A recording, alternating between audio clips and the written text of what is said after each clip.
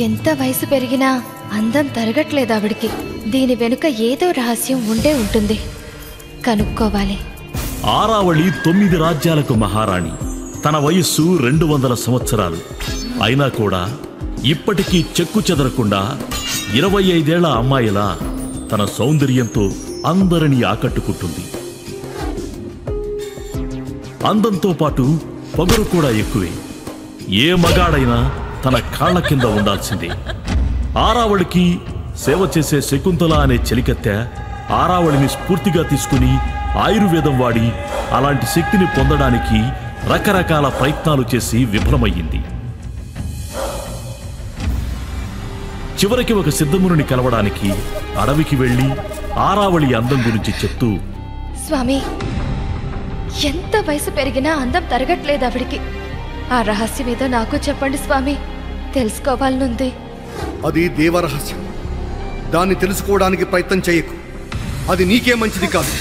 వెళ్ళిపో శకుంతల. అలా అనకండి స్వామి, నేను ఆవిళ్ళ అందంగా తయారవ్వాలి. మరణం సంభవిస్తుంది శకుంతల అని ఎంత హెచ్చరించినా శకుంతల ఆ సిద్ధముని కాళ్ల మీద పడి మొండిగా అభ్యర్థించింది. చివరికి ఆ సిద్ధముని ఆరావళి జీవిత రహస్యాన్ని చెప్పడం ప్రారంభించాడు. వింటుండగానే శకుంతలకి రోమాలు నిక్కబడుచుకుని భయంతో స్తంభించిపోయింది. ఈ రహస్యం ఎవరికీ చెప్పనని మాట. అలాగే స్వామి, చెప్పను అని ఆ సిద్ధమునికి ప్రతిజ్ఞ చేసి వెనక్కి తిరిగి రాజ్యానికి వచ్చేసింది. యథావిధిగా ఆరావళికి సేవ చేస్తుంది గాని మనసంతా భయంతో నిండిపోయి వింతగా ప్రవర్తిస్తుండటంతో ఆరావళికి అనుమానం వచ్చి, ఏంటి సంగతి? గత 2 రోజులుగా నీ తీరు వేరేలా ఉంది. రాత్రి ఒక పీడకలొచ్చింది మహారాణి. అది బుర్రలో నుంచి పోవడం లేదు, అందుకే అని అబద్ధం చెప్పి తెలివిగా తప్పించుకుంది. ఆరావళి కూడా పెద్దగా స్పందించలేదు. ఆ రోజు రాత్రి శకుంతలకు ఒక కల వచ్చింది. అందులో ఆరావళి జుట్టు విరబోసుకుని వికృతంగా కనబడి ఎర్రటి కళ్ళతో, ఏంటే శకుంతల, నాలాగా అవ్వాలని నా జన్మ రహస్యం తెలుసుకోవడానికి సిద్ధముని దగ్గరికి వెళ్ళావా? పైగా పీడకలొచ్చిందని అబద్ధం చెప్తావు. నిన్ను చంపేస్తానే. శకుంతల చెమటలు కక్కుతూ ఉలిక్కిపడి లేచి ఎప్పుడు తెల్లవారుతుందా అని గుడ్లగోపలా ఎదురుచూసి సూర్యోదయం కాగానే ఆ సిద్ధముని కలవడానికి పరిగెత్తుకుంటూ అడవికి వెళ్ళింది. అడవికి వెళ్లి చూడగానే సిద్ధముని ఒక రాయిలా మారిపోయున్నాడు. 100 కొద్దీ పాములు ఆ రాయి చుట్టూ ఆక్రమించుకున్నాయి. అది చూసి శకుంతల ఒక్కసారిగా దిగ్భ్రాంతి చెంది అక్కడికక్కడే స్పృహ తప్పి పడిపోయింది. అసలు సిద్ధముని ఎందుకు రాయిలా మారిపోయారు? ఆరావళికి శకుంతల గురించి తెలిసిపోయిందా, లేక నిజంగా అది కలేనా? నిజానికి ఆరావళి జీవిత రహస్యం ఏంటి? 200 సంవత్సరాలుగా మరణం చెందకుండా కుందన రాజ్యాన్ని పరిపాలిస్తున్న మహారాణి ఆరావళి. తరగని అందం, పెరగని వయస్సు, చెదరని సొగస్సుతో 9 రాజ్యాలని తన గుప్పెట్లో పెట్టుకుని పరిపాలిస్తోంది మహారాణి ఆరావళి. ఆ ఆరావళి చావును ఎలా జయించింది అన్న రహస్యాన్ని తెలుసుకోవడానికి ఎంతోమంది ప్రయత్నించారు. కానీ ప్రాణాలు సైతం పోగొట్టుకున్నారు. తరాలు మారినా ఆ రహస్యాన్ని ఛేదించడం ఎవ్వరి తరం కాలేదు. ఆ రాజ్యంలో ఆరావళి చెప్పిందే ధర్మం, చేసిందే న్యాయం. ఆరావళికి ఎదురు తిరిగే ధైర్యం ఈ భూలోకంలోనే ఎవ్వరికీ లేదు. ప్రతిరోజు ప్రశాంతంగా ఆదమరిచి నిద్రించే ఆరావళిని గత కొద్ది రోజులుగా ఒక పీడకల వేధిస్తోంది. తనని నిద్రకి దూరం చేస్తోంది. ఒకానొకనాడు ఆ పీడకల తిరిగి వచ్చింది. ఆరావళి అకస్మాత్తుగా ఉలిక్కిపడి లేచింది. తన శరీరం చెమటతో తడిసిపోయింది. గడిచిన 200 సంవత్సరాలలో ఆరావళి ఇటువంటి కలవరానికి ఎప్పుడూ గురి కాలేదు. మంచం దిగి మంచినీళ్లు తాగి ఆరావళి తన మందిరం బయటకు వచ్చి ఆకాశంలో ఉన్న నిండు చందమామను చూస్తూ నిలబడిపోయింది. అసలు ఏంటిది? ఏం జరుగుతోంది? నాకు ఎవరైనా ఏదైనా సందేశం ఇద్దామనుకుంటున్నారా అని ఆకాశం వైపు చూస్తూ ఆరావళి ఆలోచనలో పడింది. ఇంతలో నల్లటి మేఘాల ఆవలి ఉన్న తెల్లని నక్షత్రాలు నేలవైపు రాలుతున్నాయా అన్నట్టు ఒక స్వరం వినిపించింది. ఆరావళి, నీ పాపం పండే రోజు దగ్గరకు వచ్చింది. నీకు బాగా దగ్గరైన వాళ్ళు, నువ్వు నమ్మిన వాళ్ళు నిన్ను మోసం చేస్తారు, జాగ్రత్తగా ఉండు అని ఆ స్వరం హెచ్చరించింది. ఆ మాటలు వినగానే ఆరావళిలో ఆవేశం పొంగింది. రౌద్రంతో ఆరావళి, నన్ను మోసం చేస్తారా? అంతటి ధైర్యం ఈ భూలోకంలో ఎవ్వరికీ లేదు అని పలికింది. వెంటనే ఆ స్వరం, అలా అనుకోవద్దు ఆరావళి, కొంతమంది కొన్ని ప్రత్యేకమైన పనుల కోసం మళ్ళీ జన్మిస్తారు, కాబట్టి నువ్వు జాగ్రత్తగా ఉండు అని మరొక్క మారు హెచ్చరించింది. అప్పుడు వీరగర్వంతో ఆరావళి, నేను ఆరావళిని, ఈ అవనికే రాణిని, మృత్యువు సైతం నన్ను చేరాలంటే నా అనుమతి తీసుకోవాలి అని గర్వంగా పలికింది. ఆ మాటలకు ఆకాశం నుండి ఒక పెద్ద నవ్వు వినిపించింది. కాసేపటి తర్వాత ఆ వికటాట్టహాసం అర్థాంతరంగా అంతర్ధానమైంది. అదే సమయంలో నందరాజ్యంలో నిద్రపట్టక దీర్ఘాలోచనలో ఉన్నాడు విక్రమసింహ. అతనికి ఆరోగ్యం బాలేదు. ఎలా ఉంది కన్నా అని అడిగింది తన తల్లి భాగ్యలక్ష్మి. నేను బాగానే ఉన్నానమ్మా. అమ్మా, రేపు పోటీకి నన్ను తీసుకువెళ్ళవా? ఈసారి నేను ఎలాగైనా వీరముద్ర సాధిస్తానమ్మా, నన్ను దయచేసి తీసుకువెళ్ళమ్మా అని తల్లిని బతిమాలాడు. ఏనాయన, ఇన్నిసార్లు మనం పోటీకి వెళ్ళి పొందిన అవమానాలు చాలవా అని భాగ్యలక్ష్మి ప్రశ్నించింది. అమ్మా, నేను నీకు పుట్టడం వల్లే కదా నీకు ఇన్ని కష్టాలు అవమానాలు, అసలు నేను నీకు పుట్టకుండా ఉండాల్సిందే కదమ్మా అని విక్రమసింహ వాపోయాడు. అంత మాట అనుకు నాయన, ఈ భగవంతుడు నాకు ఇచ్చిన వరం నువ్వే నాకు తోడువి, నువ్వు లేకుండా నేను ఉండలేను, ఇంకెప్పుడు అలాంటి మాటలు అనకు, హాయిగా విశ్రాంతి తీసుకో అని తడిసిన కళ్ళతో భాగ్యలక్ష్మి అక్కడి నుంచి వెళ్ళిపోయింది. భాగ్యలక్ష్మి నందరాజ్యంలోని రాజుకి 8వ భార్య. నిజానికి తను రాణి అయినా ఆ హోదా ఆవిడికి దక్కలేదు. ఆవిడ సంతానమే విక్రమసింహ. చిన్నతనం నుంచి విక్రమసింహ అనారోగ్యంతో ఉన్నాడు. కొడుకు అనారోగ్యంతో ఉన్న కారణం చేత సవతులందరూ భాగ్యలక్ష్మిని అవమానించేవారు. ప్రతిక్షణం కొడుకు ఆరోగ్యం కోసం పరితపిస్తూ ఉండేది భాగ్యలక్ష్మి. అదే బాధతో తన కొడుకుని వదిలేసి గదిలో నుంచి బయటికి వచ్చింది. కానీ దురదృష్టవశాత్తు తను బయటికి వచ్చిన కొద్దిసేపటికే విక్రమసింహ మరణించాడు. అప్పుడే వాతావరణంలో పెనుమార్పులు చోటు చేసుకున్నాయి. ఆకాశం బద్దలైందా అన్నట్టు ఉరుములు ఉరిమాయి, మెరుపులు మెరిశాయి. ఆ ధాటికి దీపాలన్నీ ఆరిపోయాయి. అంతా చిమ్మ చీకటి. ఆ చీకట్లో మిణుగుమిణుగుమంటూ ఒక కాంతి ఆకాశం నుండి దిగి వచ్చింది. ఆ వెలుగు విక్రమసింహ గదిలోకి వచ్చింది. నేరుగా విక్రమసింహ శరీరంలోకి చొచ్చుకుపోయింది. అతను కళ్ళు తెరిచాడు. అయితే ఇప్పుడు కళ్ళు తెరిచింది అనారోగ్యవంతమైన విక్రమసింహ కాదు. 200 సంవత్సరాల క్రితం ఒక దుర్మార్గురాలి మోసంతో చనిపోయిన మేరురాజు యువరాజు విక్రమ్ ఆత్మ. అది యాదృచ్ఛికం ఏంటంటే విక్రమ్ ఆత్మ చేరుకున్న శరీరం పేరు కూడా విక్రమే. అది అలా ఉండగా ఆకాశవాణి హెచ్చరిక విన్న ఆరావళికి అనేక సందేహాలు కలిగాయి. ఆ సందేహాలతోనే తన మందిరంలోకి వెళ్ళి మంచం మీద పడుకుంది ఆరావళి. తన నిద్రలోకి వెళుతుండగా 200 సంవత్సరాల క్రితం జరిగిన ఒక సంఘటన తన కళ్ళ ముందు కనిపించింది. ఆరావళి, ఈరోజు నువ్వు చాలా అందంగా ఉన్నావు. ఇంతటి అందం నా సొంతం కాబోతున్నందుకు నాకు చాలా ఆనందంగా ఉంది అని తనని దగ్గరకు తీసుకుని తన చెంప మీద ముద్దు పెట్టాడు మేరురాజ్యం యువరాజు విక్రమ్.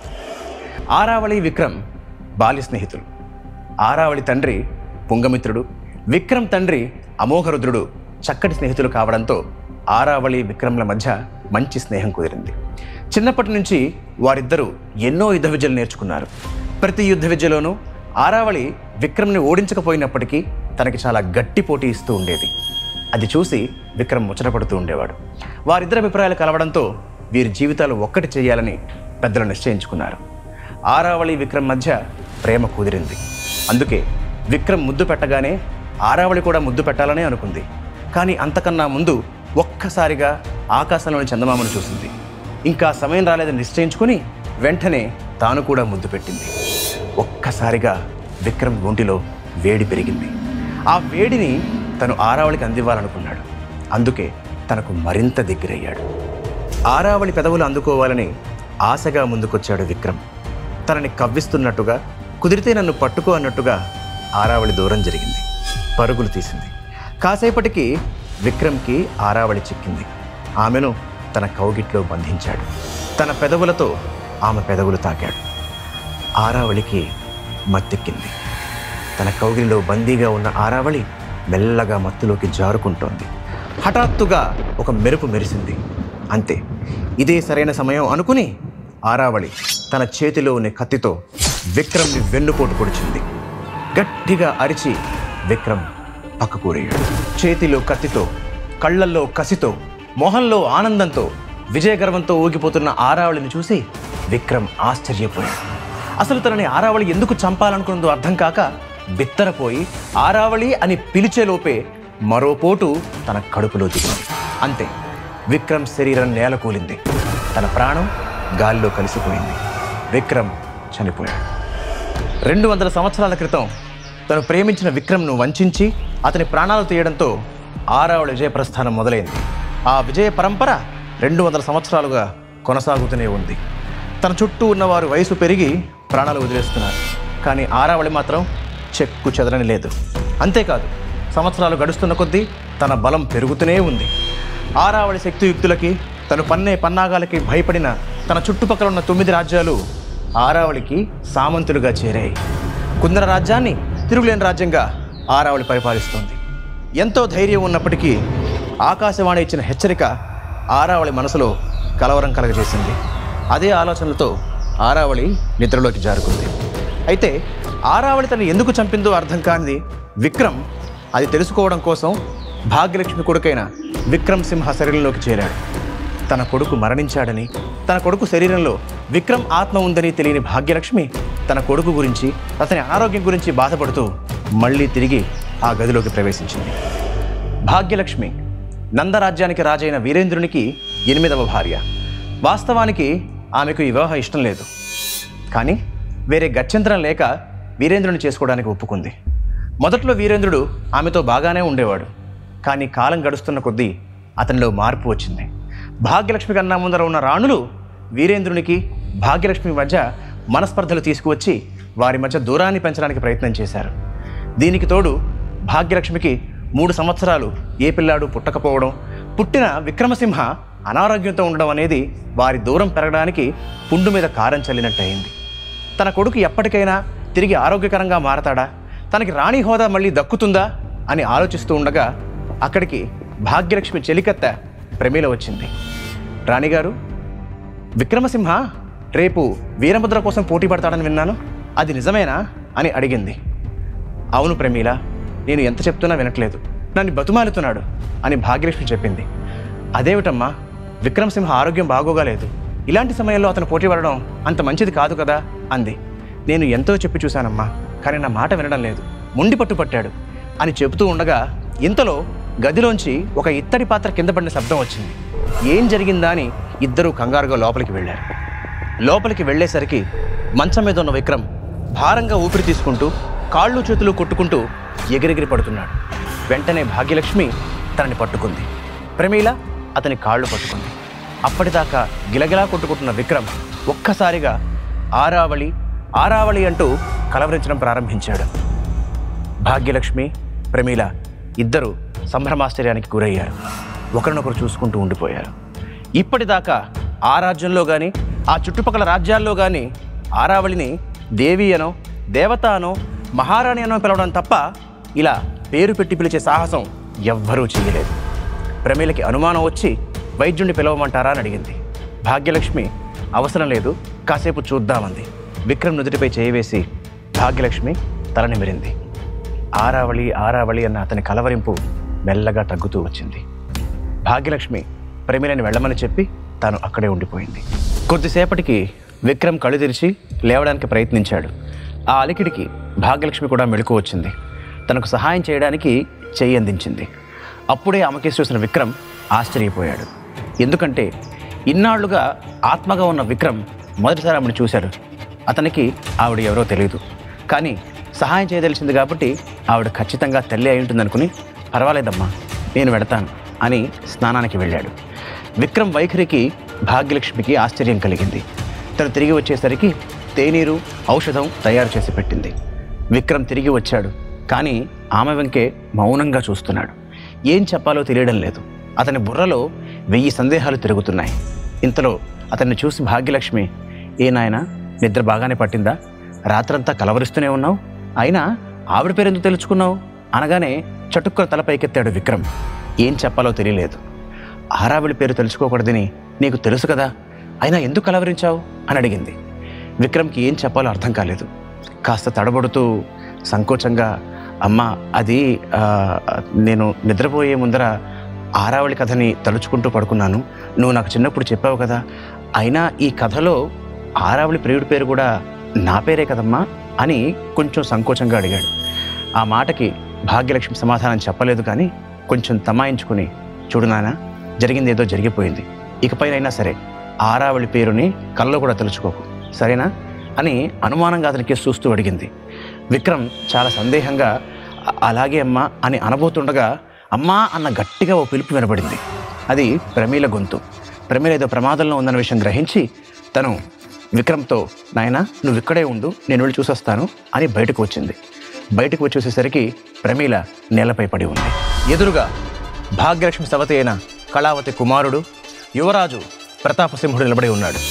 ప్రతాపసింహుడు మహాబలశాలి, 6 అడుగుల ఆజానుబాహుడు, 10వ ఏటే వీరముద్ర సాధించిన మహావీరుడు. అతనికి భీముడంత బలమని, అతనికి 1000 ఏనుగుల బలమని అందరూ చెప్పుకుంటూ ఉంటారు. ప్రవీణను చూసిన భాగ్యలక్ష్మి తనని పైకి లేపుతూ, ప్రతాపసింహ, ఒక అబలపై ఇలా బలప్రయోగం చేయడం సమంజసం కాదని నీకు తెలియదా అని అడిగింది. యువరాజు దారికి అడ్డొస్తే ఎవరినైనా దండించవచ్చు అని చాలా కోపంగా సమాధానం ఇచ్చాడు ప్రతాపసింహుడు. దండించడానికి ఇది నీ అంతఃపురం కాదు, నా అంతఃపురం. ఇక్కడ దండించాలన్నా ఆజ్ఞాపించాలన్నా అధికారం నాకు మాత్రమే ఉంది అని భాగ్యలక్ష్మి చెప్పింది. అది నిన్నటి వరకు. ఇవాల్టి ఉదయం నుండి ఇది మా అంతఃపురం. మిమ్మల్ని ఇక్కడి నుంచి ఖాళీ చేయమని రాజాజ్ఞ అని రాజముద్రికతో ఉన్న లేఖను భాగ్యలక్ష్మికి అందించాడు ప్రతాపసింహుడు. ఆ లేఖను చదివి ఏమీ చేయలేని నిస్సహాయ స్థితిలో, అలాగే ప్రతాపసింహ, మాకు 2 రోజులు గడువు ఇప్పించు, మేము అంతఃపురం ఖాళీ చేస్తాం అనగానే, అంత గడువు లేదు, మీరు వెంటనే ఖాళీ చేసి తీరాలి అని ప్రతాపసింహుడు చాలా ఆవేశంగా పలికాడు. వెంటనే భాగ్యలక్ష్మి ఏమీ చెప్పలేక, అది కాదు ప్రతాప్, అర్థం చేసుకో, ఇప్పటికిప్పుడు ఖాళీ అంటే అని అనబోతుండగా, వారిని అర్థించే ఆవశ్యకత లేదమ్మా అని ఒక స్వరం వినిపించింది. వెనక్కి తిరిగి చూస్తే అది విక్రమ్ స్వరం. అగ్నిగుండం లాంటి కళ్ళతో తలుపుని ఆసరాగా తీసుకుని గుమ్మం వద్ద నిలిచి ఉన్నాడు విక్రమ్. అతన్ని చూడగానే అక్కడున్న వారందరూ ఆశ్చర్యపోయారు. భాగ్యలక్ష్మి మాత్రం కంగారుగా విక్రమ్ వద్దకు వెళ్ళి, నాయనా నువ్వెందుకు వచ్చావు, నేను చూసుకుంటాను కదా, నువ్వు వెళ్ళి విశ్రాంతి తీసుకో అని చెప్పింది. విక్రమ్ను చూసిన ప్రతాపసింహుడు, ఓహో మా తమ్ముడు గారు ఇంకా బ్రతికే ఉన్నారే, పైగా లేచి నిలబడ్డారు, ఎంతైనా ఆరిపోయే దీపానికి వెలుగు ఎక్కువ కదా అన్నాడు. ఆ మాటకి పట్టరాని కోపం వచ్చిన భాగ్యలక్ష్మి ప్రతాప్ అని గట్టిగా అరిచింది. ఆ మాటకి నవ్వుతున్న ప్రతాపసింహుడు ఒక్కసారి కోపంగా, ఒక పనికి మాలిన బిడ్డని కని మా రాజ్యం పరువు తీశావు, మీ వంటి వారికి ఈ రాజప్రాసాదంలో స్థావరం లేదు, మీలాంటి బానిసలకు బానిసల గృహమే సరైన స్థలం, పొండి ఇక్కడి నుంచి అని గట్టిగా అరిచాడు. ఆ అరుపులు అంతఃపురం అంతా మారుమ్రోగిపోయాయి. ఎంతో కోపం వచ్చినప్పటికీ విక్రమ్ పరిస్థితి చూసి భాగ్యలక్ష్మి ఏమీ మాట్లాడలేకపోయింది. కానీ విక్రమ్ మాత్రం ప్రతాపసింహుని నరకాలనంత కోపంతో ముందుకు నడిచాడు. కానీ అతని శరీరం సహకరించకపోవడంతో నడుస్తూనే నేల కూలాడు. అది చూసి ప్రతాపసింహుడు, అతనితో ఉన్న సైనికులు పకపక నవ్వారు. భాగ్యలక్ష్మి విక్రమ్ వద్దకు వచ్చి సహాయం చేయడానికి చేయి అందించింది. అక్కర్లేదంటూ తనంతట తానే విక్రమ్ పైకి లేచి, ప్రతాపసింహ, ఇది గుర్తుంచుకో, నువ్వు చేసిన అవమానం మామూలుది కాదు, దీన్ని నేను జీవితకాలం మర్చిపోలేను, చూస్తూ ఉండు, ఈసారి వీరముద్ర నేను సాధిస్తాను, ఎక్కడైతే అవమానం పొందానో అక్కడే గౌరవం కూడా దక్కించుకుంటాను అని శపథం పూనాడు. విక్రమ్ మాట్లాడిన మాటలకి, ఆ మాటల్లోని నమ్మకానికి, అతని గొంతులోని గాంభీర్యానికి ప్రతాపసింహుడు, అక్కడున్న సైనికులు, భాగ్యలక్ష్మి, ప్రమీలతో సహా అందరూ ఆశ్చర్యపోయి అతన్నే చూస్తూ ఉండిపోయారు. ఏంటి ఫ్రెండ్స్, ఈ కథలో ఏం జరిగిందా తర్వాత అని చాలా ఆశగా ఎదురు చూస్తున్నారా? మరి ఇంకెందుకు ఆలస్యం, పాకెట్ FM యాప్ డౌన్లోడ్ చేసుకోండి, వినండి జగదేక వీరుడు.